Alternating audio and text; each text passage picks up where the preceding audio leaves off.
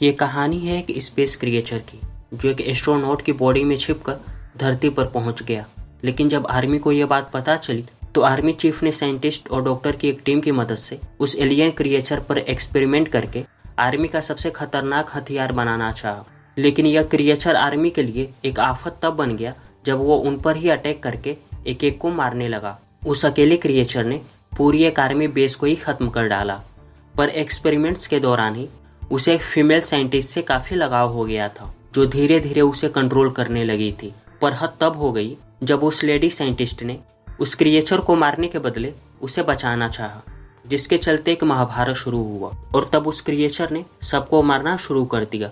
तो दोस्तों, क्या साइंटिस्ट और आर्मी वाले इस खतरनाक हो चुके क्रिएचर को मार पाएंगे या फिर ये एलियन पूरी पृथ्वी से ही इंसानियत को खत्म कर देगा? चलिए जानते हैं आगे की कहानी में। तो मूवी शुरू होती है सन 1983 से, जहां मैटिनो नाम के रूसी स्पेसशिप में दो एस्ट्रोनॉट्स स्टैनकोविक और क्रिस बैठे हुए थे। ये दोनों एस्ट्रोनॉट्स कई मंथ्स के एक लंबे सफर के बाद मंगल ग्रह से सक्सेसफुली पृथ्वी पर वापस आ रहे थे। लेकिन अचानक ही उन्हें स्पेसशिप की छत पर कुछ अजीब सा दिखाई देता है, जिसे देखकर उनके होश उड़ गए और तभी यह सीन यहीं पर कट हो गया। नेक्स्ट सीन में हमें रसिया के कजाकिस्तान का बर्फ से ढका एक वीरान इलाका दिखाया जाता है। वहाँ हम एक गार्ड को देखते हैं। वहाँ उसे आसमान से एक पैराशूट नीचे गिरता हुआ नजर आया। पास जाने पर पता चला कि ये एक स्पेस लैंडर है और ये उन्हीं एस्ट्रोनॉट्स का लैंडर था जो क्रैश हो चुका था। जब उसने लैंडर के पास जाकर देखा तो उसे वहाँ क्रिश की लाश दिखाई दी और वहीं पास से ही स्टैनकोविक भी घायल कंडीशन में लैंडर से बाहर निकला। लेकिन उसे देखकर ऐसा प्रतीत होता है कि किसी ने बहुत बुरी तरीके से उसे मारा है। खैर, ये सीन भी यहीं कट होती है। तब हम एक फीमेल साइकोलॉजिस्ट डॉक्टर एड्रियाना को देखते हैं। उसके ऊपर कुछ कोर्ट ट्रायल्स चल रहे थे क्योंकि उसके इलाज करने का तरीका काफ़ी अजीब था। दरअसल एड्रियाना ने 17 साल के एक लड़के का इलाज करने के लिए उसे काफ़ी देर तक पानी में डुबा रखा था। लेकिन ऐसा करते वक्त उस लड़के की जान तो बच गई, लेकिन उसके माता पिता ने एड्रियाना के खिलाफ केस कर दिया। लेकिन एड्रियाना ने अपनी सफाई में कहा कि मैंने उस लड़के को सिर्फ उतनी ही देर तक पानी में रखा जितना वो बर्दाश्त कर सकता था। साथ ही साथ उसने कहा कि मेरे इलाज करने का ये एक तरीका है। उसके इस बात से आहत होकर एक ज्यूरी मेंबर ने एड्रियाना से कहा कि अगर तुमने अपने इलाज के तरीके को नहीं बदला तो हम तुम्हें सस्पेंड करके तुम्हारा मेडिकल लाइसेंस ही खत्म कर देंगे। अब उसकी बात सुनकर वो काफ़ी फ्रस्ट्रेट हो जाती है क्योंकि उसके इलाज का तरीका भले ही अजीब हो पर काफ़ी असरदार था। इसी तरह से उसने ऐसे कई सारे लोगों को भी ठीक किया था जिसे कोई दूसरा डॉक्टर कभी भी ठीक करने में कामयाब नहीं हो पाया था। तभी हमें पता चला कि ऊपर से कोई निकोल नाम का एक आर्मी ऑफिसर इस केस का ट्रायल देख रहा था। अब केस खत्म होने के बाद उसने एड्रियाना के पास आकर एक मेडिकल केस में हेल्प मांगते हुए कहा कि अगर तुम्हें यह केस इंटरेस्टिंग लगे तो तुम अपने तरीके से पेशेंट का इलाज कर सकती हो और जब भी तुम इस केस को छोड़ना चाहो तो वापस आ सकती हो और इस मदद के बदले मैं तुम्हारे ऊपर लगे सभी आरोपों और लाइसेंस जब्ती को रुकवा दूंगा, जिससे तुम निर्दोष साबित हो जाओगी। अब इस बात को सुनते ही एड्रियाना ने हामी भर दी। अगले सीन में एड्रियाना को एक हेलीकॉप्टर की मदद से किसी अनजान जगह पर ले जाया गया, जहां आगे का सफर वो लोग ट्रक से जारी रखते हैं और कुछ देर बाद ही वे लोग एक खुफिया आर्मी बेस पर आ गए जहां की सिक्योरिटी बहुत ही टाइट थी और इस इलाके के आसपास कोई गांव या शहर नहीं था। और इस आर्मी बेस की यार्ड में एक हाईली कॉन्फिडेंशियल रिसर्च चल रहा था जिसकी जानकारी खुद गवर्नमेंट को भी नहीं थी। तब निकोल ने बताया कि तुम्हारा पेशेंट वही एस्ट्रोनॉट है जो स्पेस से अभी अभी वापस आया है, यानी कि उसका पेशेंट स्टैनकोविक है जिसे हमने स्टार्टिंग में देखा था। जब से स्टैनकोविक और क्रिश अंतरिक्ष से वापस पृथ्वी पर लौटे हैं तब से वे लोग रसिया के नेशनल हीरो बन चुके हैं, क्योंकि दुनियाई इतिहास में ऐसा पहली बार हुआ है कि कोई इंसान अंतरिक्ष में जाकर और सालों तक मिशन को खत्म करके सकुशल वापस आया हो। लेकिन आर्मी ने रूसी जनता से इस बात को छुपा कर रखा है कि उनका एक नेशनल हीरो क्रिस इस दुनिया में नहीं रहा, बल्कि वो मारा जा चुका है।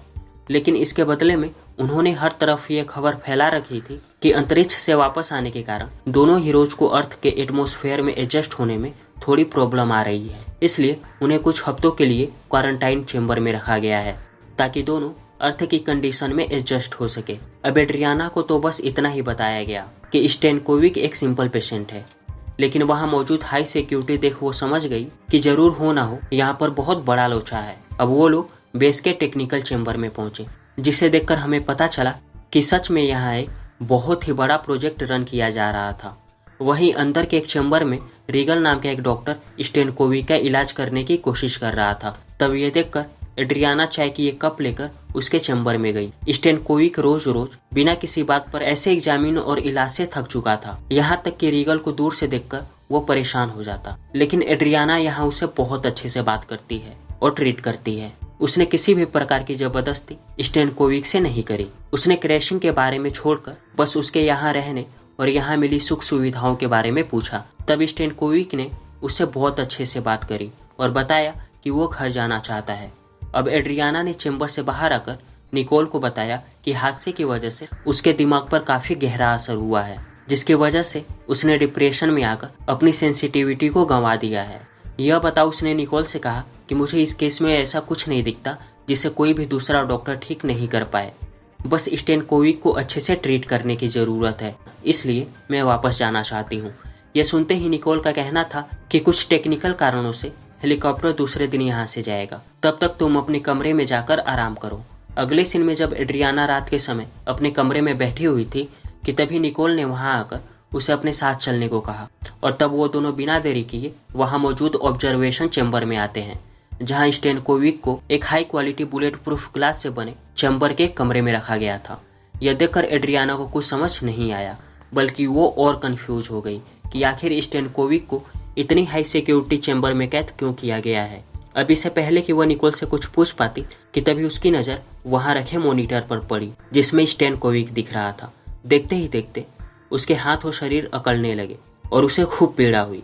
और दोस्तों, ये सीन बहुत ही इंटेंस था। इसके बाद अचानक से वो खून की उल्टियाँ करने लगा और तब उसके मुंह से एक अजीब और डरावना क्रिएचर बाहर निकला। उसके बाहर आते ही स्टेनकोविक बेहोश हो गया।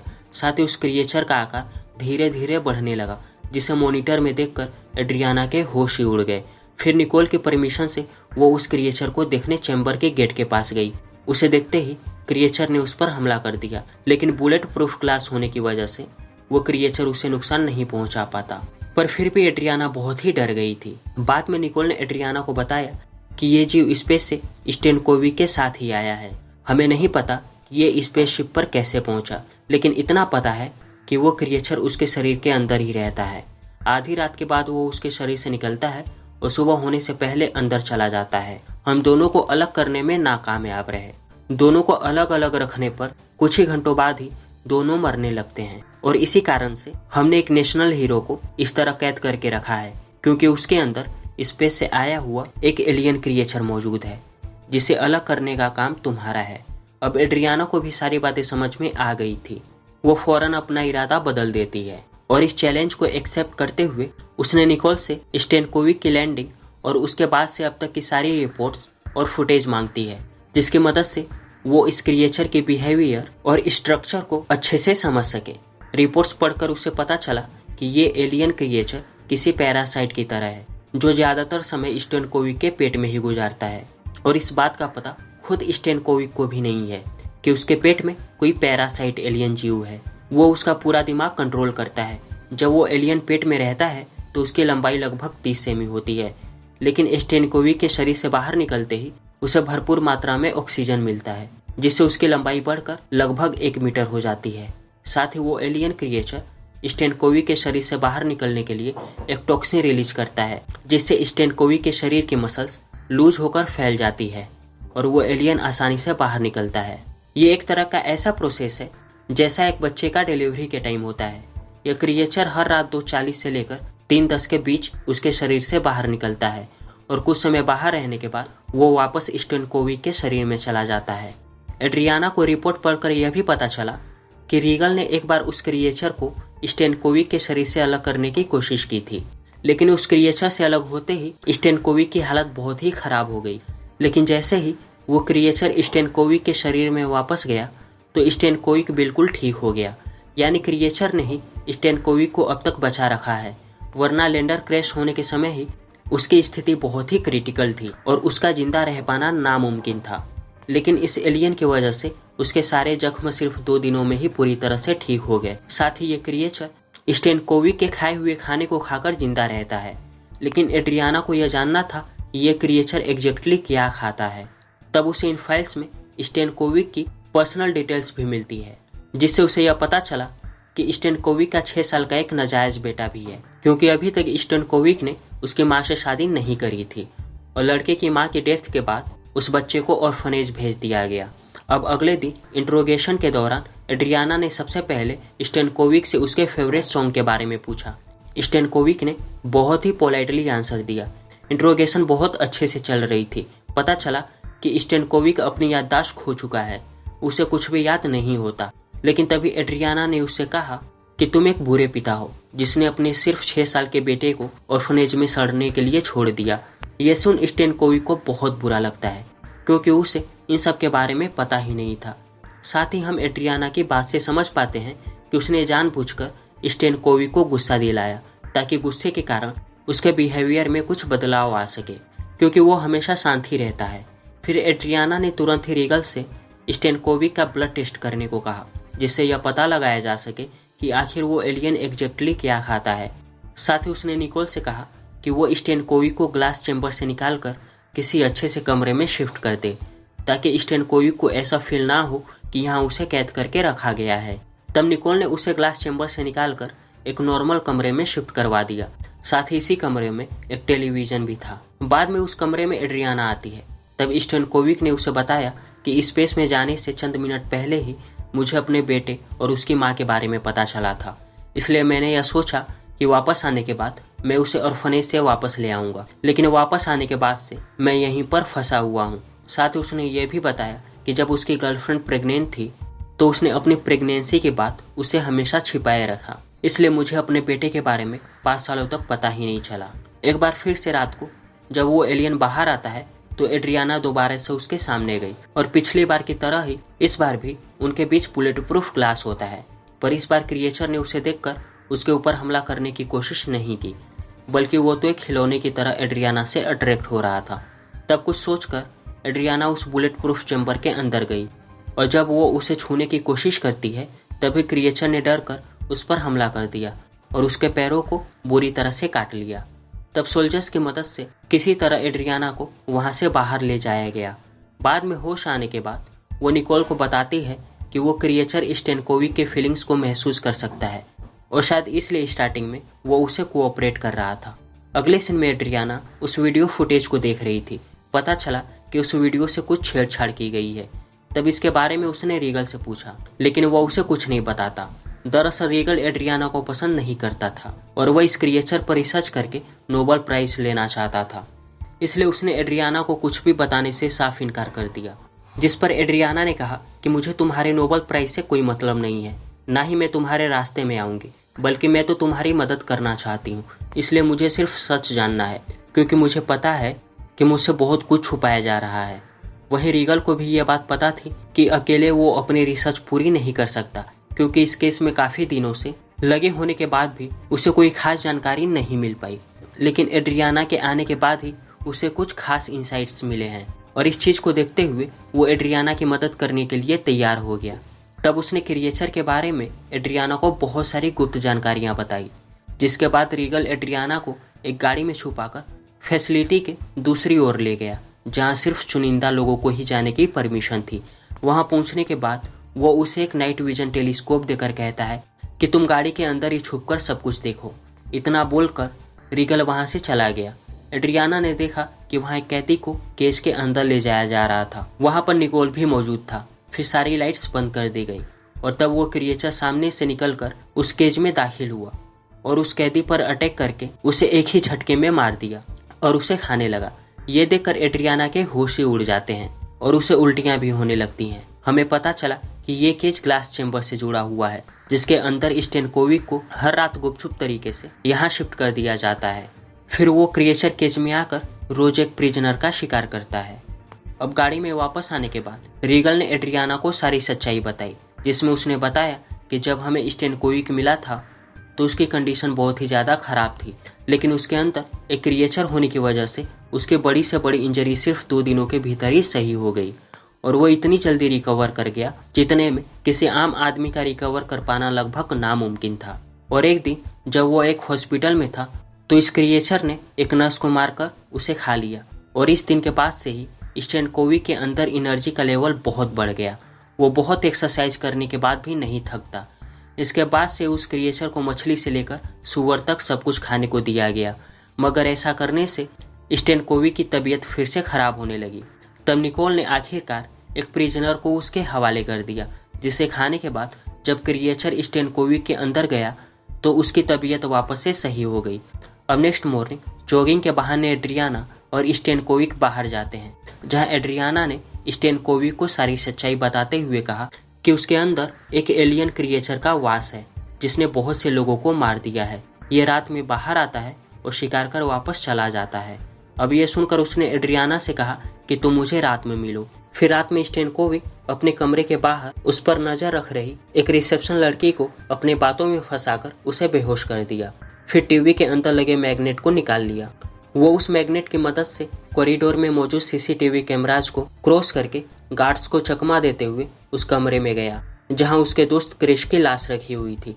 यहाँ स्टेनकोविक ने रिवील किया कि उसे इस एलियन के बारे में पहले से ही पता है, यहाँ तक कि उसे वो सारी चीज़ें महसूस और दिखाई देती हैं जो क्रिएचर करता है। यानी कि क्रिएचर जो भी फील करता है वो सारी की सारी चीज़ें स्टेनकोविक को भी फील होती है, और उसे अच्छे से पता है कि हर रात यह क्रिएचर एक प्रिजनर का शिकार करता है।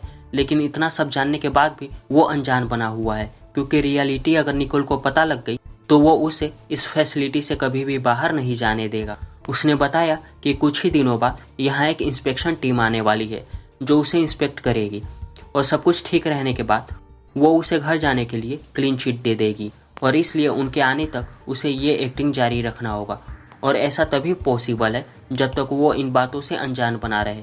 इसलिए उसने एड्रियाना से रिक्वेस्ट की कि तुम ये राज निकोल को नहीं बताओगी, क्योंकि अगर इस बात का पता निकोल को चल गया तो वो मुझे बाहर कभी नहीं जाने देगा। उसने एड्रियाना को ये बातें इसलिए बताई क्योंकि उसे अच्छे से पता था कि वो बहुत ही इंटेलिजेंट और इमोशनल है। ये सब सुनकर एड्रियाना गुस्से से पागल हो गई।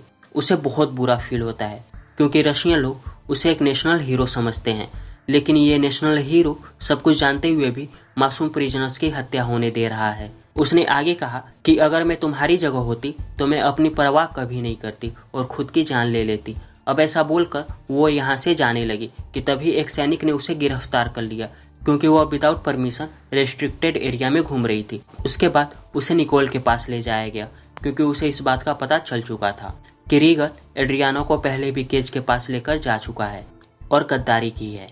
लेकिन निकोल ने एड्रियाना को माफ़ करते हुए कहा कि जो हुआ सो हुआ, अब तुम सब कुछ जानती हो, इसलिए तुम इस रिसर्च में कोऑपरेट करो, क्योंकि देश को तुम्हारी ज़रूरत है।